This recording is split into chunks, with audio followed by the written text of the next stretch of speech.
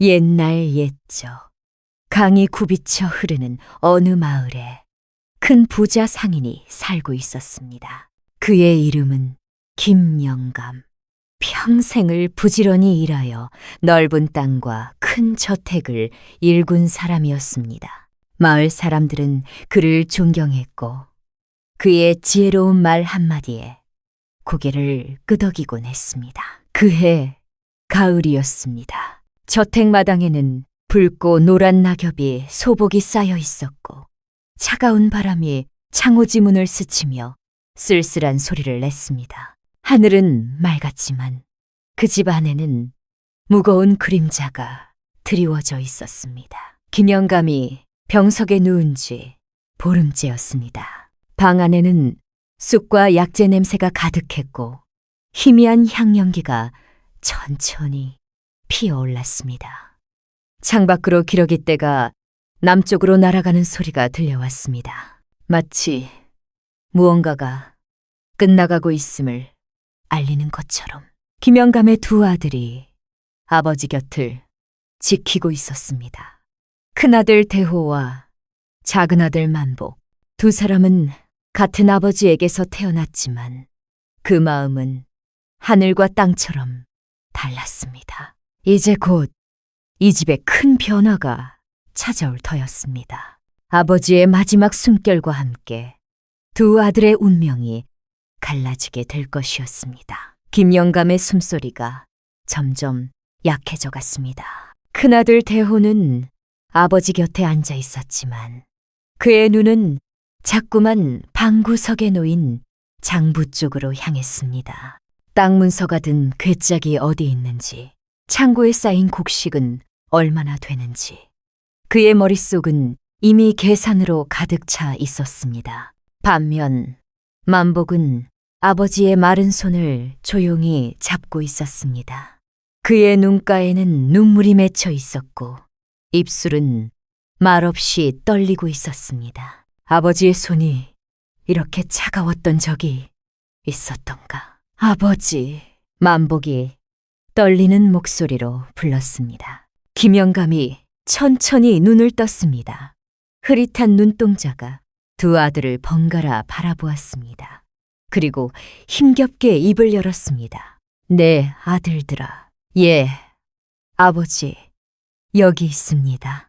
만복이 아버지의 손을 더 꼭 쥐었습니다. 잘 들어라. 내가 마지막으로 하고 싶은 말이 있다. 대호가 몸을 앞으로 숙였습니다. 드디어 유산 이야기가 나오려나 하는 기대가 그의 눈빛에 스쳤습니다. 하지만 아버지의 입에서 나온 말은 뜻밖이었습니다. 물의 값을 아는 자가 진정한 부자가 될 것이다. 예, 물이요? 대호가 고개를 갸웃거렸습니다. 아버지, 그게 무슨 말씀이십니까? 땅은 어떻게 나누시렵니까? 김영감은 대답 대신 희미하게 미소를 지었습니다. 그 미소에는 알 수 없는 깊은 뜻이 담겨 있었습니다. 때가 되면 알게 될 것이다. 그것이 김영감의 마지막 말이었습니다. 장례를 치르고 7일이 지났습니다. 저택 큰마루에 친척들이 모두 모였습니다. 마을 서기가 유언장을 펼쳐들었습니다.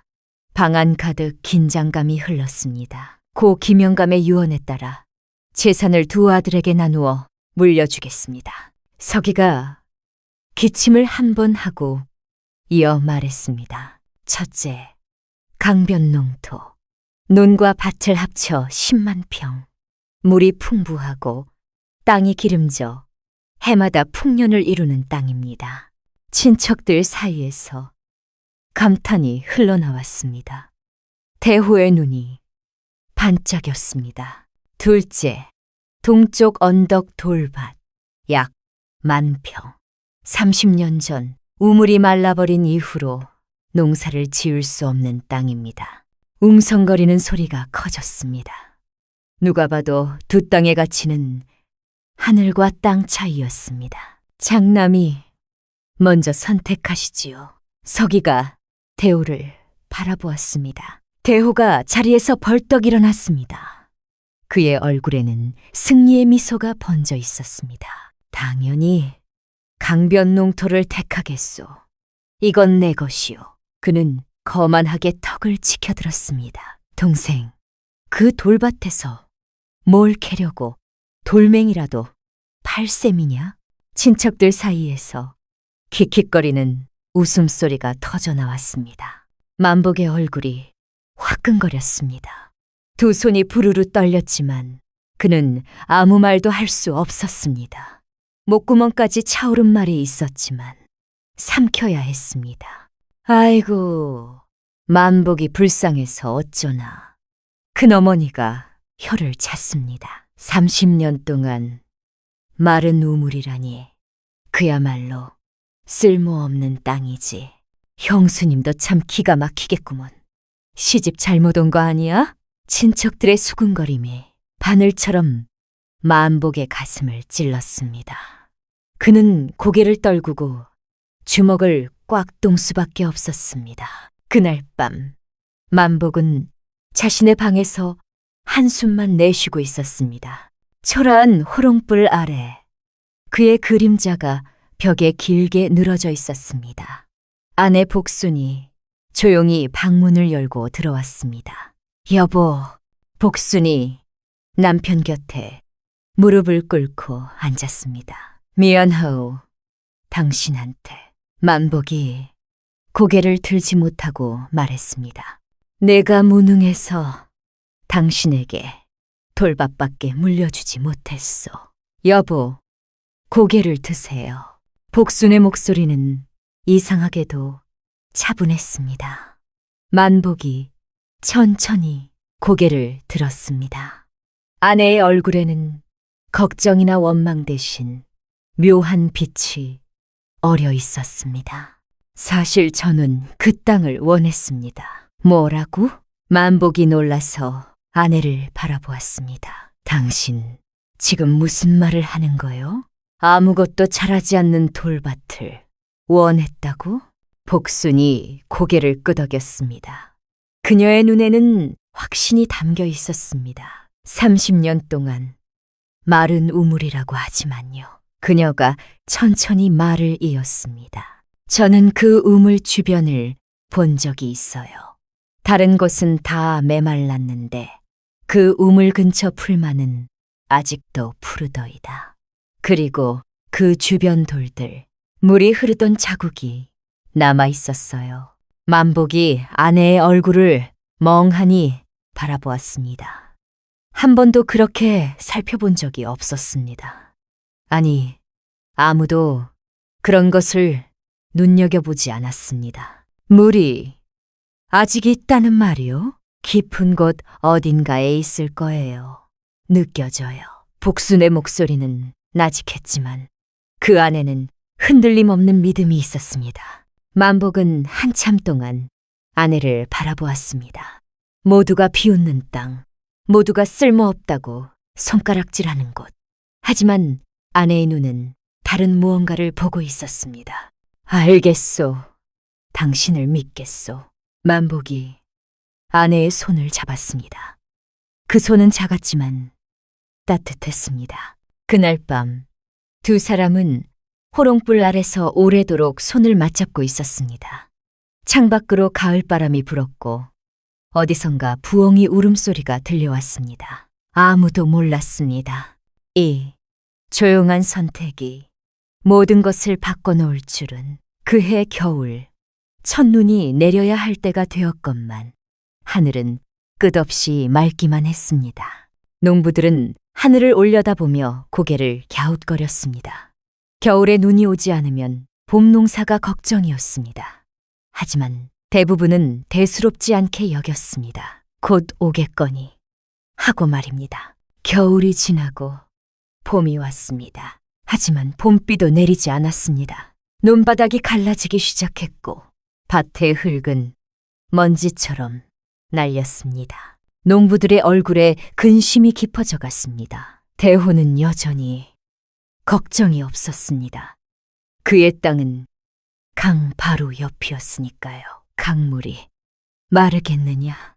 그는 코웃음을 치며 말했습니다. 비가 안 와도 내 땅은 끄떡없지. 걱정하는 자들이 불쌍하구나. 그의 거만한 웃음소리가 마을에 퍼졌습니다. 바로 그 무렵이었습니다. 복순이 움직이기 시작한 것은 매일 새벽 해가 뜨기도 전에 복순은 집을 나섰습니다. 손에는 낡은 호미와 삽을 들고 등에는 작은 보따리를 뱄습니다. 그녀가 향하는 곳은 언제나 같았습니다.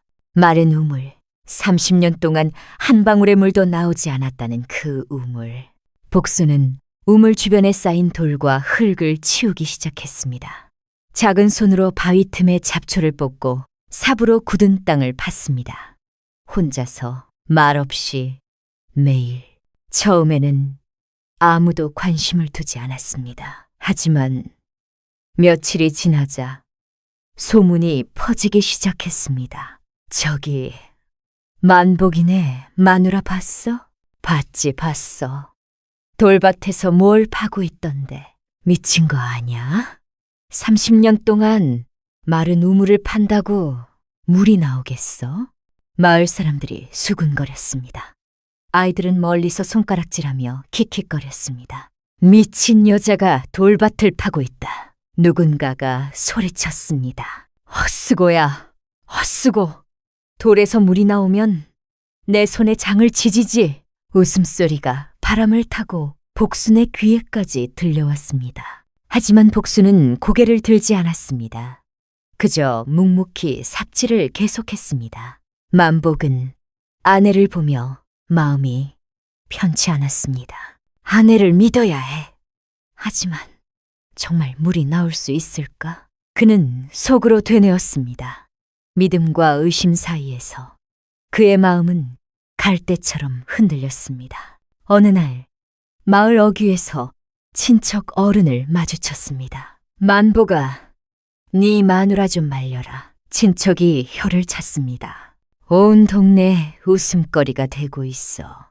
마른 우물 파서 뭘 어쩌겠다는 거냐. 만복의 얼굴이 붉어졌습니다. 하지만 그는 고개를 숙이지 않았습니다. 제 아내는 제가 믿습니다. 떨리는 목소리였지만 그것만은 분명히 말했습니다. 친척은 어이없다는 듯 한숨을 쉬고 돌아섰습니다. 그날 밤 만복은 지친 몸으로 돌아온 아내의 손을 보았습니다. 굳은 살이 박이고 여기저기 긁힌 상처가 있었습니다. 당신 손이 괜찮아요. 복순이 웃었습니다. 지친 얼굴이었지만 눈빛만은 흔들리지 않았습니다. 물이 거기 있어요, 분명히. 만복은 아내의 그 눈빛을 오래도록 바라보았습니다. 믿어야 할까?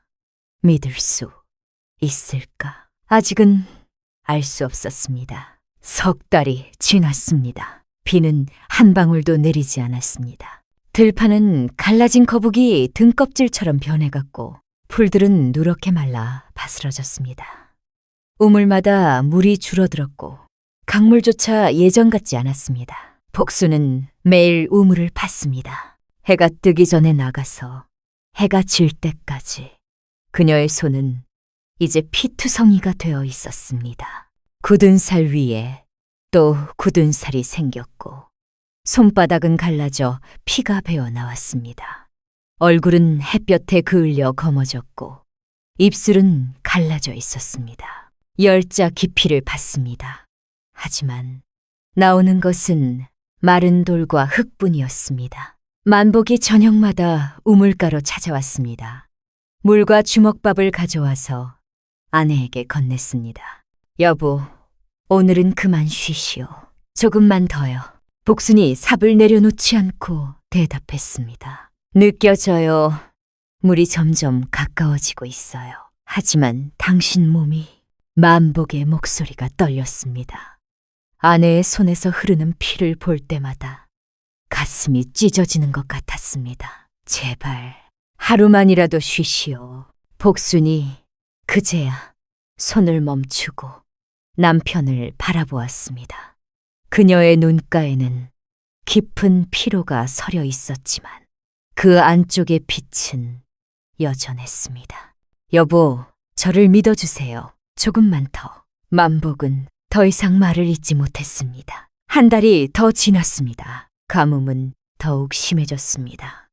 강물이 눈에 띄게 줄어들기 시작했습니다. 그런데도 대호의 얼굴에는 아직 여유가 남아 있었습니다.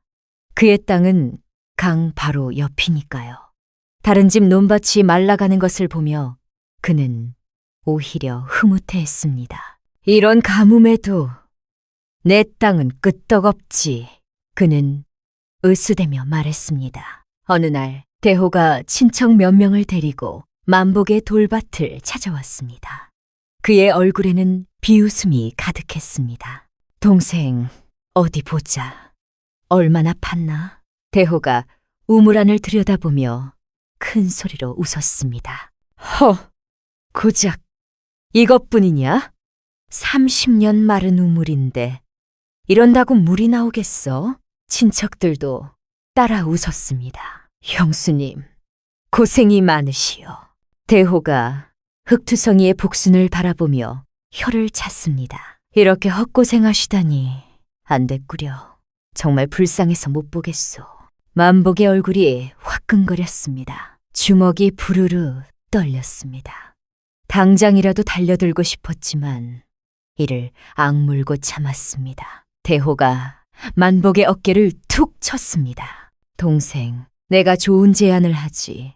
그 돌밭 나한테 팔아라.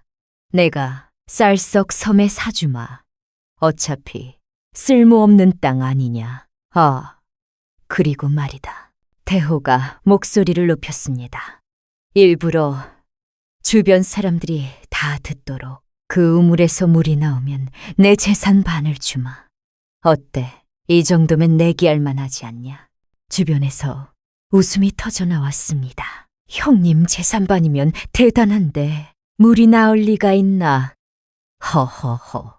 대호는 배를 잡고 웃었습니다. 그 웃음소리가 메아리처럼 돌밭에 울려 퍼졌습니다. 만복은 치욕에 온몸이 떨렸습니다. 하지만 복수는 고개도 들지 않았습니다. 그저 삽을 들고 다시 땅을 팠습니다. 대호 일행이 떠난 후 만복은 그 자리에 주저앉았습니다. 더 이상 못 참겠소. 그의 눈에서 눈물이 흘러내렸습니다. 복순이 삽을 내려놓고 남편 곁으로 왔습니다. 흑투성이 손으로 남편의 눈물을 닦아주었습니다. 여보, 그녀의 목소리는 여전히 고요했습니다. 웃음은 바람처럼 지나가지만 물은 영원히 흐를 거예요. 하지만 시련은 거기서 끝나지 않았습니다. 5달째 가뭄은 더욱 심해져만 갔습니다. 이제 강마저 바닥을 드러내기 시작했습니다. 물고기들이 말라 죽어 떠올랐고 강변의 논들이 갈라지기 시작했습니다. 대호의 얼굴에서 여유가 사라졌습니다. 그의 드넓은 농토가 그렇게 자랑하던 기름진 땅이 거북이 등처럼 쩍쩍 갈라지고 있었습니다. 모든 작물이 말라 죽어갔습니다. 이럴 리가 없어. 대호는 갈라진 땅을 보며 중얼거렸습니다. 하지만 그의 불안을 드러내지 않으려 애썼습니다. 한편 복수는 20자 깊이까지 파들어갔습니다. 하지만 여전히 물은 나오지 않았습니다. 이제 마을 사람들도 더 이상 비웃지 않았습니다. 다들 자신들의 걱정에 빠져 있었기 때문입니다. 하지만 가끔 지나가며 한마디씩 던졌습니다. 저 여인, 불쌍하구나. 마을 어른인 박노인이 한숨을 쉬며 말했습니다. 헛수고를 하고 있어. 저러다 쓰러지겠구먼. 만복은 밤마다 아내가 잠든 후에 혼자 울었습니다. 아내를 믿어야 해. 하지만 대체 언제까지 등에서 식은땀이 흘렀습니다. 가슴이 철렁철렁 내려앉았습니다. 온몸에 힘이 빠져나가는 것 같았습니다. 그런데도 복수는 매일 새벽 일어나 우물로 향했습니다. 어느 날 밤 만복이 조용히 물었습니다. 여보, 정말 물이 나올 거요? 그의 목소리에는 간절함과 두려움이 뒤섞여 있었습니다. 복순이 남편의 손을 잡았습니다. 갈라지고 굳은 살 박힌 손이었지만 따뜻했습니다. 여보, 조금만 더요. 느껴져요. 물이 정말 가까워요. 어떻게 그렇게 확신할 수 있어? 바람 소리가 달라졌어요. 땅에서 올라오는 냄새도요. 물이 거기 있어요. 만복은 아내의 눈을 바라보았습니다. 지치고 초췌한 얼굴이었지만 그 눈빛만은 처음과 같았습니다. 그는 고개를 끄덕였습니다. 더 이상 의심하지 않기로 했습니다. 그리고 마침내 그날이 왔습니다. 아침 일찍 우물로 향하던 복순이 갑자기 쓰러졌습니다. 탈진이었습니다. 만복이 달려와 아내를 안아 올렸습니다. 복순의 몸은 깃털처럼 가벼웠습니다. 얼굴은 종이처럼 하얗게 질려 있었고 숨소리는 실처럼 가늘었습니다. 여보, 여보! 만복의 외침에 복순이 희미하게 눈을 떴습니다. 괜찮아요. 괜찮긴 뭐가 괜찮아. 당장 집으로 가야 해. 만복은 아내를 업고 집으로 달렸습니다. 눈물이 앞을 가렸지만 멈출 수 없었습니다. 그날 밤 만복은 아내 곁을 지키며 결심했습니다. 내일부터는 내가 판다. 아내 대신 내가. 새벽녘 복순이 잠결에 중얼거렸습니다. 물소리가 들려요. 만복이 아내의 이마를 짚었습니다. 열이 있었습니다. 여보, 뭐라고요? 물소리. 정말 가까워요. 콸, 콸, 콸. 복순의 입가에 희미한 미소가 번졌습니다. 꿈을 꾸는 것 같았습니다. 맑은 물이 땅속에서 솟아오르는 꿈을. 내일이에요, 여보. 그녀가 나직이 속삭였습니다. 내일이면 알게 될 거예요. 만복은 아내의 손을 꼭 쥐었습니다. 그리고 창밖의 검은 하늘을 바라보았습니다. 내일이면 모든 것이 결정될 터였습니다. 그리고 다음 날 새벽, 바로 그 순간이 찾아왔습니다. 복순이 눈을 떴습니다. 아직 몸에 열이 있었지만 그녀의 눈빛은 맑았습니다. 여보, 우물로 가야 해요. 안 돼요.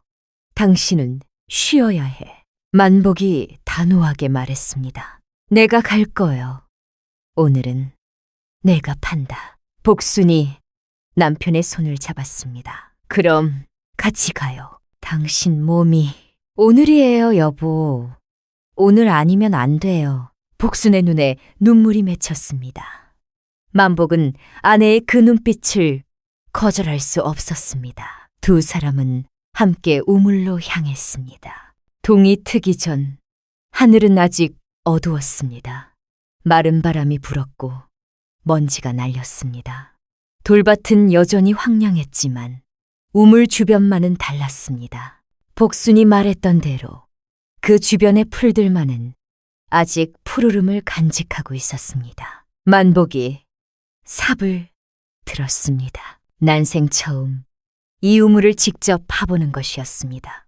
그동안 아내 혼자 감당했던 그 무게를 이제야 느낄 수 있었습니다. 삽이 땅에 박힐 때마다 팔이 저렸습니다. 돌을 치울 때마다 허리가 끊어지는 것 같았습니다. 아내가 5달 동안 이걸 혼자. 만복의 눈시울이 붉어졌습니다. 복순도 힘을 내어 옆에서 흙을 치웠습니다. 두 사람의 숨소리만이 고요한 새벽을 채웠습니다. 한 시즌이 지나고 두 시즌이 지났습니다. 태양이 떠올랐습니다. 뜨거운 햇살이 내리쬐었습니다. 땀이 비오듯 흘렀지만 두 사람은 멈추지 않았습니다. 그때였습니다. 만복의 삽이 무언가 다른 것을 쳤습니다. 딱 돌과는 다른 소리였습니다. 텅 빈 듯한 울리는 소리. 여보, 뭔가 달라요. 만복이 숨을 멈추고 말했습니다. 복순의 눈이 커졌습니다. 그녀가 우물 바닥에 귀를 대었습니다. 들려요. 물소리가 들려요. 만복이 미친 듯이 삽질을 했습니다. 복순도 맨손으로 흙을 파냈습니다. 손톱이 깨지고 피가 났지만 멈출 수 없었습니다. 갑자기 땅이 흔들렸습니다. 아래에서 무언가 올라오는 소리가 들렸습니다. 쿠르르르르. 처음에는 작은 떨림이었습니다. 그러더니 점점 커졌습니다. 마치 땅속 깊은 곳에서 거대한 무언가가 깨어나는 것처럼. 여보, 뒤로! 만복이 복순을 끌어안고 뒤로 물러났습니다. 그 순간 물이 터져 나왔습니다. 한 줄기가 아니었습니다. 거대한 물기둥이 하늘을 향해 솟구쳤습니다. 30년 동안 땅속에 갇혀있던 물이 마침내 세상 밖으로 쏟아져 나온 것이었습니다. 차갑고 맑은 물이 두 사람의 온몸을 적셨습니다. 만복은 숨이 닿는 것 같았습니다. 눈앞이 번쩍했습니다. 심장이 터질 듯이 뛰었습니다. 물이다! 물이야! 그의 외침이 돌밭에 메아리 쳤습니다. 복순은 아무 말도 하지 못했습니다. 그저 솟아오르는 물을 바라보며 눈물을 흘렸습니다. 5달 동안의 피와 땀과 눈물이 마침내 결실을 맺은 것이었습니다. 시원한 바람이 불었습니다. 어디선가 새들이 날아왔습니다. 메마른 땅 위로 물이 흘러 퍼지자 흙에서 생명의 냄새가 피어올랐습니다. 멀리서 사람들의 외침이 들려왔습니다. 물이다! 저기서 물이 나온다. 마을 사람들이 달려왔습니다. 돌밭을 비웃던 사람들, 복순을 미쳤다고 손가락질하던 사람들, 그들 모두가 입을 다물지 못했습니다. 박노인이 군중을 해치고 앞으로 나왔습니다. 떨리는 손으로 물을 떠서 입에 댔습니다. 그의 눈이 휘둥그레졌습니다. 이건 약수다. 박노인이 떨리는 목소리로 외쳤습니다. 병을 낫게 하는 물이야. 이렇게 맑고 시원한 물은 처음이야. 사람들 사이에서 탄성이 터져 나왔습니다. 가뭄에 지쳐있던 얼굴들에 생기가 돌았습니다. 복수는 흙투성이, 물투성이가 된 채로 서 있었습니다. 지치고 초췌한 모습이었지만 그녀의 얼굴에는 환한 미소가 번지고 있었습니다. 만복이 아내를 끌어안았습니다. 눈물과 물이 뒤섞여 흘러내렸습니다. 당신이 옳았소. 그의 목소리가 떨렸습니다. 당신이 옳았어요. 처음부터 끝까지. 복순이 남편의 품에 안긴 채 고개를 끄덕였습니다. 아니에요. 저를 믿어준 당신이 있었기에. 두 사람 위로 맑은 물이 쏟아져 내렸습니다. 마치 하늘이 축복을 내리는 것처럼 소문은 바람보다 빨리 퍼져나갔습니다. 가뭄에 시달리던 마을에 약수가 나왔다는 소식에 사방에서 사람들이 몰려왔습니다. 이웃 마을에서, 먼 고을에서, 심지어 며칠을 걸어온 사람들도 있었습니다. 물은 끊임없이 솟아올랐습니다. 아무리 퍼가도 줄어들지 않았습니다. 맑고 차갑고 달콤한 물이었습니다. 이 물을 마시고 어머니 병이 나았소. 내 다리 통증이 사라졌다네. 사람들이 감사의 인사를 전하며 찾아왔습니다. 만복과 복수는 물값을 받았지만 욕심을 부리지 않았습니다. 가난한 사람들에게는 공짜로 물을 나눠주었습니다. 어려울 때 도움받은 것을 잊지 않겠습니다. 복순이 말했습니다. 우리도 어려웠으니까요. 그해 가을이 되자 놀라운 일이 벌어졌습니다. 오랜 가뭄이 끝나고 비가 내리기 시작했습니다. 하지만 그것은 단비가 아니었습니다. 폭우였습니다. 강물이 불어났습니다. 둑이 무너졌습니다. 대호의 강변 농토가 물에 잠겼습니다. 가뭄에 이미 작물을 모두 잃었던 대호는 이번에는 땅마저 망가졌습니다. 진흙과 돌이 논을 뒤덮었고 복구하려면 막대한 돈이 필요했습니다. 빚쟁이들이 찾아왔습니다.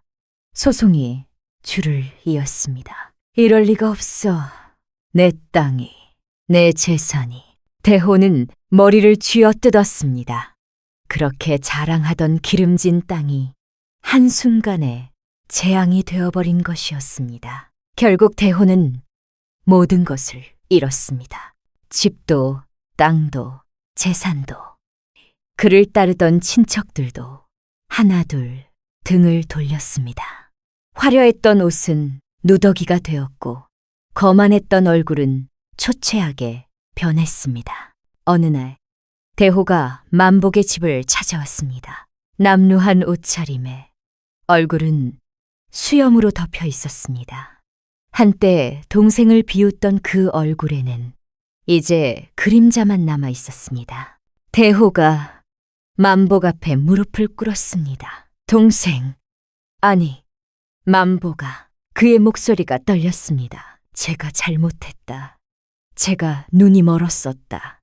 눈물이 그의 볼을 타고 흘러내렸습니다. 큰 것만 보고 숨겨진 것을 보지 못했다. 당장의 이익만 쫓고 때를 기다릴 줄 몰랐다. 교만에 눈이 멀어 모든 것을 잃었다. 만복은 형의 모습을 바라보았습니다. 분노도 원망도 느껴지지 않았습니다. 그저 안쓰러웠습니다. 만복이 손을 내밀어 형을 일으켜 세웠습니다. 형님, 일어나십시오. 동생, 지난 일은 지난 일입니다. 형님도 이제 보이시니 다행입니다. 복순이 물 한 그릇을 가져와 대호에게 건넸습니다. 그토록 비웃던 마른 우물에서 나온 물이었습니다. 형님, 드세요. 이 물이 형님의 마음도 씻어줄 거예요. 대호는 떨리는 손으로 물그릇을 받았습니다. 그리고 한 모금 마시더니 엉엉 소리내어 울었습니다. 그해 겨울, 아버지 기일이 되었습니다. 만복은 우물 주변을 정리하다가 이상한 것을 발견했습니다. 우물 밑바닥 돌 틈에 무언가 끼어 있었습니다. 흙을 털어내자 항아리 하나가 나왔습니다. 밀봉된 작은 항아리. 만복이 조심스럽게 열었습니다. 안에는 편지 한 통과 금 주머니가 들어 있었습니다. 편지를 펼쳤습니다. 아버지의 글씨였습니다. 이 편지를 읽는 자에게 네가 이것을 발견했다면 너는 이 땅을 직접 일군 것이다. 30년 전 나는 이 우물 아래 물이 있다는 것을 알았다. 하지만 일부러 막아두었다. 왜냐고? 시험하고 싶었다. 누가 눈에 보이는 것만 쫓는지, 누가 숨겨진 가치를 알아보는지. 큰 것을 쫓는 자는 작은 것을 잃고 숨겨진 것을 알아보는 자는 모든 것을 얻으리라. 물의 값을 아는 자에게 나의 진정한 유산을 남긴다. 아버지가 만복의 손이 떨렸습니다. 눈물이 편지 위로 떨어졌습니다. 아버지는 알고 계셨던 것입니다. 처음부터 복순이 남편 곁으로 다가왔습니다. 편지를 함께 읽고 그녀도 눈물을 흘렸습니다. 아버님은 처음부터 알고 계셨군요. 그래요. 아버진 우리를 시험하신 거였어요. 그리고 당신이 그 시험을 통과한 거요. 두 사람은 오래도록 서로를 안고 울었습니다. 이듬해 봄이 찾아왔습니다. 마른 우물이 있던 돌밭은 이제 마을에서 가장 아름다운 곳이 되었습니다. 물이 흐르는 곳마다 풀이 자라고 꽃이 피었습니다. 사람들은 이곳을 복순의 샘이라 불렀습니다. 어느 봄날 오후, 만복과 복순이 우물가에 나란히 서 있었습니다. 맑은 물 위로 푸른 하늘이 비쳤습니다. 두 사람의 얼굴도 나란히 비치고 있었습니다. 복순이 조용히 말했습니다. 당신 기억나요? 모두가 비웃던 그때 기억하오. 어떻게 잊겠소? 그때 당신이 저를 믿어줬잖아요. 그게 제일 힘이 됐어요. 만복이 아내의 손을 잡았습니다. 굳은 살이 박힌 거친 손이었습니다. 하지만 세상에서 가장 소중한 손이었습니다. 아니요, 당신이 보여준 거요. 숨겨진 것의 가치를. 맑은 우물 위로 두 사람의 그림자가 나란히 일렁였습니다. 봄볕이 물 위에서 반짝이고 있었습니다. 바람이 불었습니다. 따스하고 향기로운 봄바람이. 메마른 돌밭은 이제 어디에도 없었습니다. 이 이야기는 우리에게 이렇게 말해주고 있습니다. 진정한 부는 크고 당장 이익이 되는 것에서 찾아지는 것이 아니라 이해하고 인내로 가꾸어 나가는 것에서 찾아집니다. 탐욕은 눈에 보이는 이익을 쫓지만 지혜는 숨겨진 가치를 알아보고 때를 기다릴 줄 압니다. 겸손하게 고난을 견딘 자는 복을 받고 교만의 눈이 먼 자는 결국 모든 것을 잃게 됩니다. 대호는 눈앞에 보이는 크고 기름진 땅만 보았습니다. 하지만 복수는 아무도 거들떠보지 않는 마른 우물에서 숨겨진 가치를 보았습니다. 5달 동안 피 흘리며 땅을 파는 동안 온 세상이 비웃었습니다. 하지만 그녀는 멈추지 않았습니다. 때가 올 것을 알았기 때문입니다. 우리 삶에도 마른 우물 같은 순간이 있습니다. 아무리 노력해도 보이지 않는 것 같은 때가, 모두가 헛수고라고 손가락질하는 순간이. 하지만 기억하십시오. 보이지 않는다고 없는 것이 아닙니다. 때가 되면 반드시 솟아오릅니다. 인내하는 자에게, 믿는 자에게, 겸손히 기다리는 자에게 물은 언제나 거기 있었습니다. 다만 그것을 알아보는 눈이 필요했을 뿐입니다. 끝.